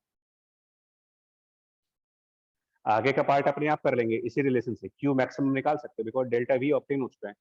तो जब डेल्टा वी की वैल्यू मालूम चल गई, ए और बी की वैल्यू पता है, के की वैल्यू पता है, 1/4 पाई एप्सिलॉन 0 इसकी वैल्यू भी पता है, तो इस रिलेशन में अब सारी चीजें पता है मुझे, इस रिलेशन में एक्सेप्ट दिस क्यू वैल्यू, तो क्यू निकाल लेंगे अपना सॉल्व करके, मैक्सिमम चार्ज कितना आएगा वो भी कैलकुलेट हो जाएगा।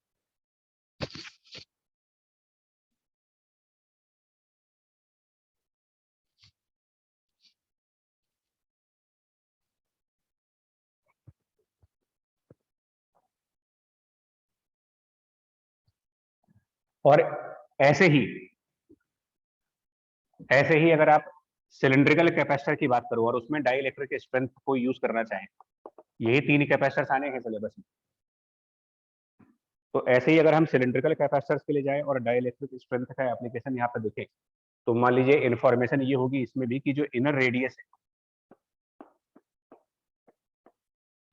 स्मॉल a, इसकी कुछ वैल्यू गिवन है,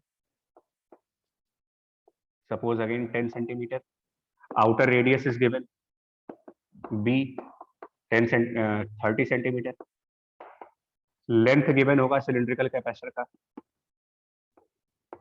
for example 2 metre, dielectric constant given capital K 5 and dielectric strength is also given.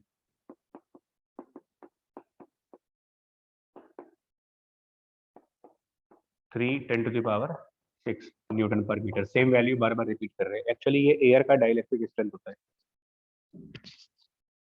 तो इतनी इंफॉर्मेशन दी जाएगी क्वेश्चन में और पूछा वही जाएगा what can be the maximum potential difference and secondly what can be the maximum charge of this capacitor, पूछेंगे तो एक ही चीज बार बार। तो आपका न्यूमेरिकल सॉल्व करने का एम रखो, किसी भी तरीके से एक इलेक्ट्रिक फील्ड पोटेंशियल डिफरेंस का रिलेशन लो, कुछ भी करके इलेक्ट्रिक फील्ड और पोटेंशियल डिफरेंस के बीच में जो रिलेशन है वो रिलेशन बनाया जाए और वो फॉर्मूले से ही बनना है।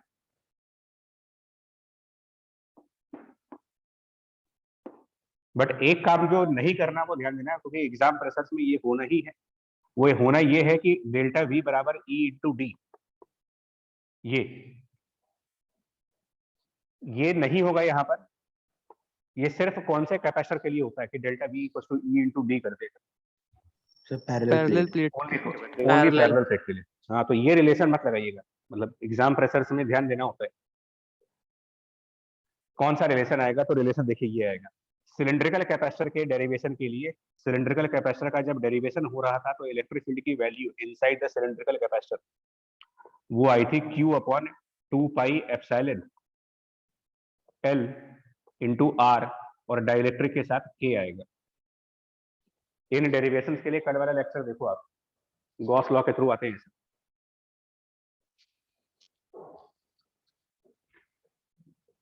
और potential difference is charge upon capacitance, और सिलिंड्रिकल कैपेसिटर का फॉर्मूला, सिलिंड्रिकल कैपेसिटेंस की जो कैपेसिटेंस होती है उसका फॉर्मूला वो था 2 pi epsilon K into L upon ln of B by A, इसीलिए कहा था कि कैपेसिटेंस याद करिए।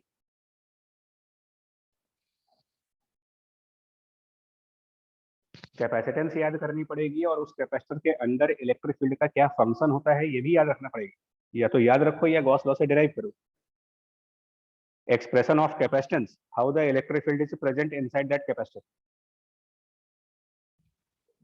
अब रिलेट कर सकते हैं, क्योंकि अल्टीमेटली हमें अगर इस K को पहले कर दे और R को बाद में कर दे तो हमें ये जो Q अपॉन 2 पाई L K ये पूरा टर्म यहाँ से मिल जाएगा, Q upon 2 pi epsilon KL ये पूरी टर्म मिल जाएगी आपको। तो पहले ही क्यों निकाल ले, तो कुछ दिक्कत होगी क्या? नहीं, कोई दिक्कत नहीं है, नहीं, पहले Q निकालेंगे तो डेल्टा V कहाँ से लाएंगे, बार बार प्रॉब्लम तो वही करती है ना। डेल्टा V बाद में आ जाएगा जब क्यों आ जाएगा तो। Q निकलेगा इससे यस सर। हाँ, ऐसे भी कर सकते हो, बात वही है, इससे भी कर सकते हो, पर यहाँ पर E मैक्सिमम करना पड़ेगा तुमको, उसके लिए यहाँ पर R की मिनिमम वैल्यू रखो, बात वही है। Yes sir, yes. हम तो खाली रिलेशन डेवलप करके ला रहे हैं और कुछ नहीं कर रहे हैं। हम इन दोनों टर्म्स को हटा दें अगर, तो हम बेसिकली ये कहना चाह रहे हैं कि E इक्वल टू, मतलब डेल्टा V जो बन रहा है हमारे पास, डेल्टा V वो बन रहा है small r into E into ln b by a। एक बार ये बात देखो सही है कि नहीं, यस सर। ये बन रहा है। Yes sir. हाँ, और अगर हम ई मैक्स कर रहे होंगे, नोटिस करिएगा जब मैक्सिमम ई करोगे तो आर की मिनिमम वैल्यू रखनी होगी आपको, क्योंकि मैक्सिमम फील्ड आर की मिनिमम वैल्यू पर।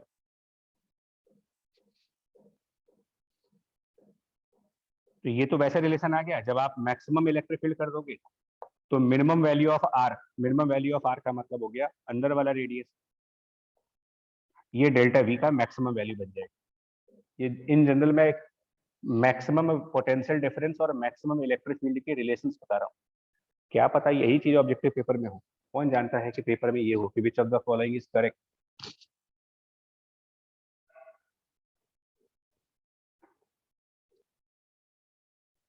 तो अपना ई मैक्स मतलब dielectric strength, this 3 small a 10 centimetre, this field और log of b by a, तो कुल मिलाकर डेल्टा v की मैक्सिमम वैल्यू 0.1, 10 सेंटीमीटर मतलब 0.1, और ये तो ये 3 into 10⁵ and log of 3, this is the maximum voltage. और बाकी जैसे इन्होंने कहा वो भी तरीका बिल्कुल सही है कि हम यहीं पर आर की मिनिमम वैल्यू पुट करके ई की वैल्यू रख दें, मिनिमम आर और मैक्सिमम ई रख करके सीधा क्यू निकाल लें, और फिर वो वाला क्यू यहाँ पर सब्स्टिट्यूट करके डेल्टा वी निकाल सकते हैं। तो ये भी एक तरीका है।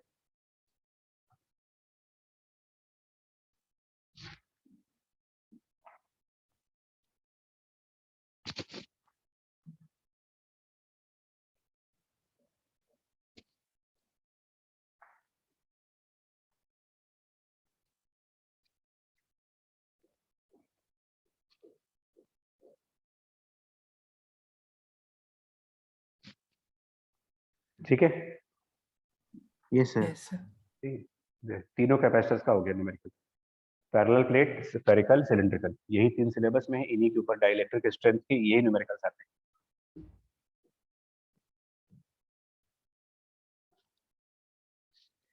एक बड़ा स्पेशल प्रॉब्लम है, प्रॉब्लम ही स्पेशल है ये अपने आप में, मतलब अपने आप में एक यूनिक क्वेश्चन है। तो इसको मैं लिखना चाहूंगा कि इसके बाद लिखते हैं, बाकी आप लोग देखें कर पाते हो कि नहीं कर पाते हो इसको।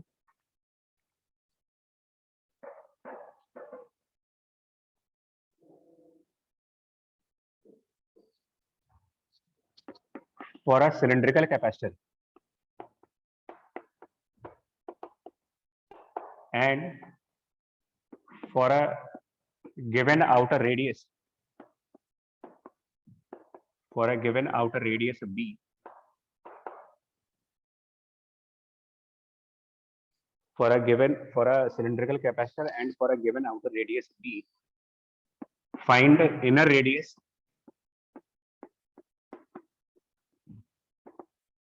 to have maximum potential difference for the capacitor।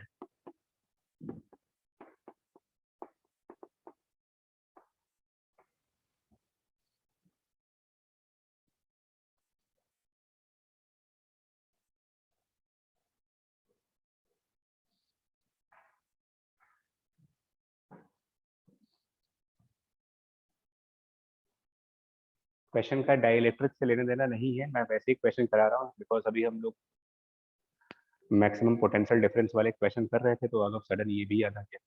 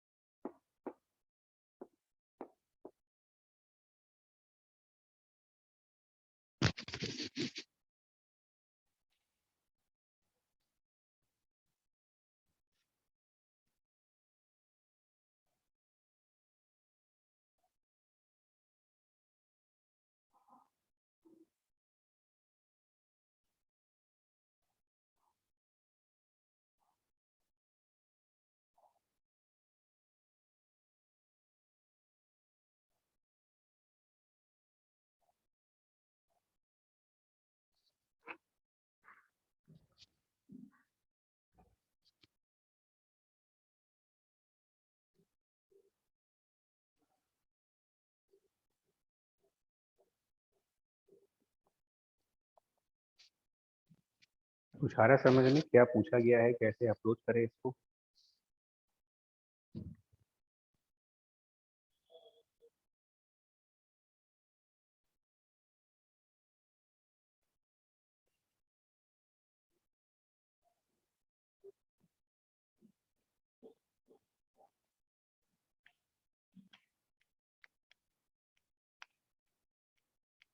Sir अगर इलेक्ट्रिक फील्ड को इनर रेडियस का कोई फंक्शन निकाल लेंगे सर, तो उसके बाद हम लोगों को रिलेशन मिल जाएगा E R L N B by are.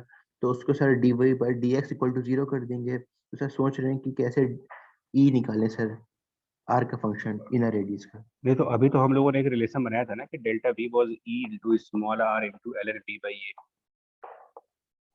Yes sir. यही अभी बना था सिलेंड्रिकल कैपेसिटर के लिए।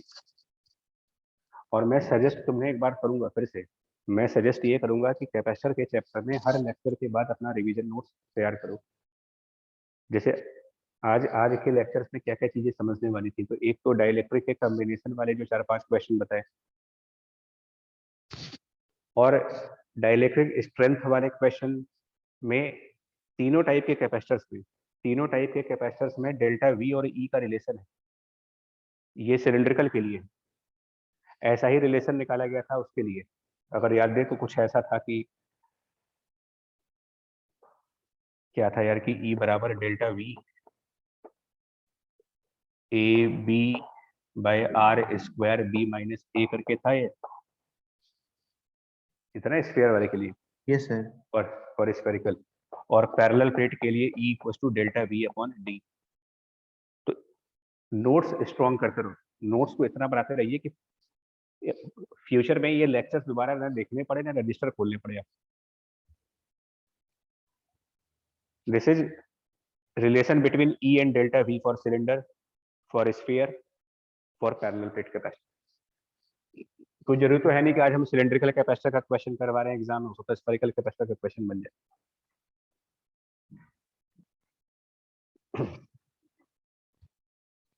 अब कह रहे हैं कि बी गिवन है, मतलब बी गिवन पैरामीटर है, यानी कि it is not a variable quantity, fix quantity होगी।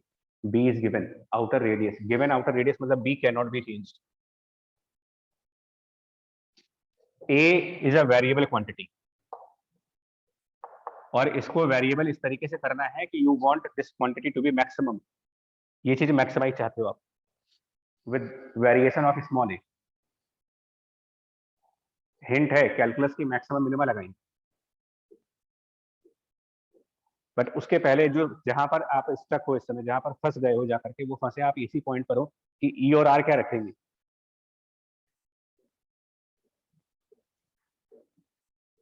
तो किसी भी कैपेसिटर के लिए बात हो रही है यहाँ पर maximum potential difference. Maximum potential difference हमेशा डाइइलेक्ट्रिक स्ट्रेंथ से रिलेटेड क्वांटिटी है। तो पहले तो आप यहाँ पर ई को रखेंगे डाइइलेक्ट्रिक स्ट्रेंथ, जो किसी भी मीडियम के लिए एक फिक्स वैल्यू होती है। So E is also a E is also a constant value. E means some dielectric constant, dielectric strength, जो कि मीडियम कैरेक्टरिस्टिक है। और small R dielectric strength maximum electric field के करस्पॉन्डिंग होती है, और मैक्सिमम इलेक्ट्रिक फील्ड के correspondingly जब रखते हैं तो आर की आर मिनिमम वैल्यू पर रखते हैं। कुल मिला के ये कुछ चीज बनेगी, यही जो भी जस्ट पीछे न्यूमेरिकल में किया हमने। So now delta V is a function of A, क्योंकि अब वेरिएबल्स हमारे पास सिर्फ स्मॉल ए बचा। Delta V function of A है, कैलकुलस का मैक्सिमम और मिनिमम लगाएंगे। Derivative of this delta V with respect to A should be 0 value question के अकॉर्डिंग। क्या बन जाएगा वो, यहां पर ए रख दें अगर, and take E as a constant value because it is dielectric strength, constant value होगी, वेरिएबल नहीं होगी। तो वेरिएबल ये है, वेरिएबल ये है। प्रोडक्ट रूल या जिस भी रूल से डिफरेंशिएशन करना चाहो, जैसे भी करो, हमें आंसर बताइए कि डिफरेंशिएशन के बाद क्या रिलेशन बनता है, इसमें स्मॉल ए की क्या वैल्यू बन रही है आफ्टर डिफरेंशिएशन।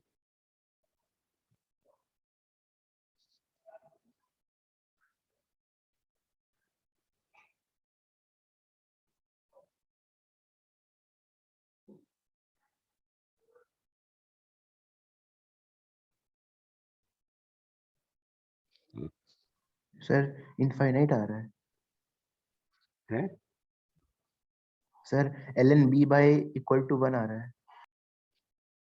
कैसे है?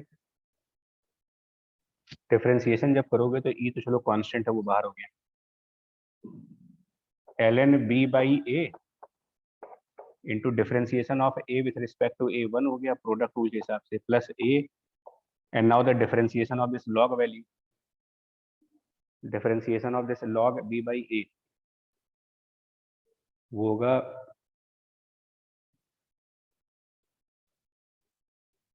ये बताओ, ये थोड़ा सा मेरा वीक है।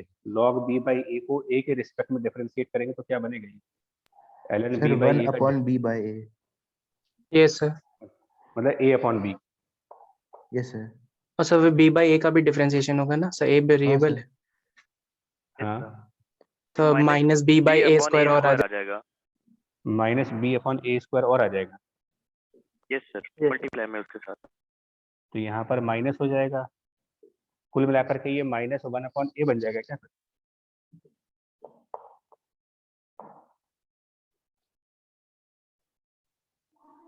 सर ये बस -1 बनेगा। यस सर, -1 ए बनेगा। स्क्वायर बोल रहे थे ना तुम लोग। सर एक ए पहले बार निकाल दिया, उसके बाद ln b बाय a का डिफरेंशिएशन करेंगे तो sir a upon b by a, तो sir a upon b into a, उसके बाद सर b अपॉन a करेंगे तो सर b बाहर आएगा और a का डिफरेंशिएशन करेंगे सर तो आ जाएगा sir minus a square by b into b by a square. मतलब आपका कहना है कि सिर्फ -1 आएगा यहाँ पर। ये सर।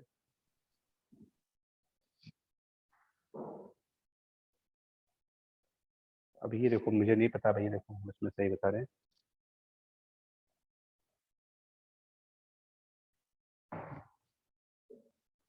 फिर तुमने क्या किया, ln इंटू इसका डिफरेंशिएशन प्लस a, और इस क्वांटिटी को डिफरेंशिएट करेंगे तो आप कह रहे हो कि पहले तो ये 1 अपॉन b बाई ए हो जाएगा, फिर उसके बाद b अपॉन ए का भी डिफरेंशिएशन होगा तो वो माइनस b अपॉन ए स्क्वायर, ये सब कह रहे हो ना आप लोग? Yes sir. Yes sir. और सर इसमें पूरे में बार e भी होगा, वो कांस्टेंट है। वो तो कांस्टेंट है, उससे मतलब नहीं, क्योंकि हमें इसको 0 करना है। Yes sir. कट गया -1, तो log b by A equal to 1।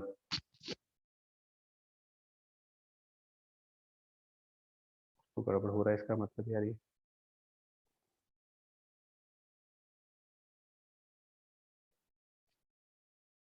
Sir इसको ln b minus ln a लिख के भी तो कर सकते हैं, तो इजीली डिफरेंशिएट हो जाता है। क्या हो जाता है? हाँ यार, दिमाग तो सही बात है। तो आएगा तब भी -1 ही ना। यस सर, आएगा भाई। ln b by A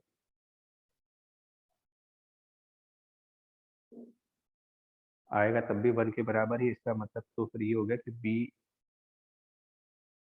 b और a बराबर हो, इसका मतलब तो ये हुआ फिर।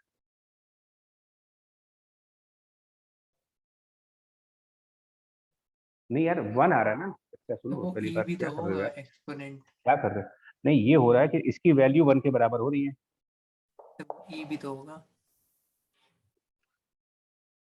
ई क्यों वो होगा यार, जो सर तो जीरो b करेंगे वो बाय जो a, नीचे एक्सपोनेंट होगा जब a की b वैल्यू बाय a बराबर तो इक्वल बता टू रहे, ये b आ सही है। जाएगा। हम फालतू में कंफ्यूज है। b बाई ए जो हुआ वो तो e raise to the power 1 हो गया ना फिर।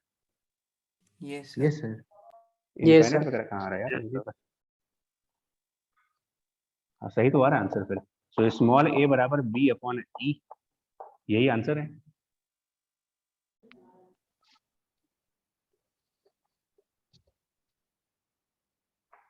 Yes sir. सही है कैलकुलेशन, ठीक है बच्चा। पता नहीं कहाँ डिस्टर्ब हो गए। वो e नहीं कर रहे थे हम सर लोग। वो हम लोग को वो लॉग के अंदर 1 लग रहा था सर, ln के अंदर हाँ 1 वो, लग रहा था। ओके ओके, इधर 1 वो लिख नहीं रहे हैं था। बट दिमाग में ये चल रहा था कि यहाँ 1 आ रहा है, यस सर। तो वही हम भी है। ठीक। ठीक है, आंसर यही है, स्मॉल a बराबर b बाई। ये है क्वेश्चन। सर एक बार वो बता दीजिए कि आर की जगह ए कैसे लिख दिया, मेरे से मिस हो गया था। वो बच्चा डाइलेक्ट्रिक स्ट्रेंथ जहां भी होगा, डाइलेक्ट्रिक स्ट्रेंथ का मतलब हमेशा ही मिनिमम रेडियस पर इलेक्ट्रिक फील्ड देखा जाता है, क्योंकि जो हम कैपिटल ई पुट कर रहे हैं, इसीलिए तो मैं इस टॉपिक को अलग से डिस्कस कर रहा हूँ कि dielectric strength basically gives you the highest possible electric field, and the highest possible electric field capacitor के केस में highest possible electric field spherical और सिलेंड्रिकल कैपेसिटर्स में अंदर वाले सरफेस पे होती है, छोटे वाले सरफेस पे, इसलिए हमने छोटे वाले सरफेस का रेडियस रखा है। Yes sir. Parallel plate capacitor में क्या होता है कि दोनों प्लेट सेम साइज की होते हैं, आमने सामने ऐसे दो प्लेट्स होती हैं, तो साइज में डिफरेंस नहीं होता, तो इलेक्ट्रिक फील्ड दोनों प्लेट पर बराबर मिलती है। स्फेरिकल और सिलेंड्रिकल कैपेसिटर में जिसका रेडियस कम है वहीं पर सबसे ज्यादा इलेक्ट्रिक फील्ड होती है, और सबसे ज्यादा इलेक्ट्रिक फील्ड को ही डाइलेक्ट्रिक स्ट्रेंथ का नाम दिया गया है, जो हर मीडियम के लिए एक फिक्स वैल्यू है, वेरिएबल नहीं होता ये चीज, इसलिए हमने यहाँ पर स्मॉल ए रखा है।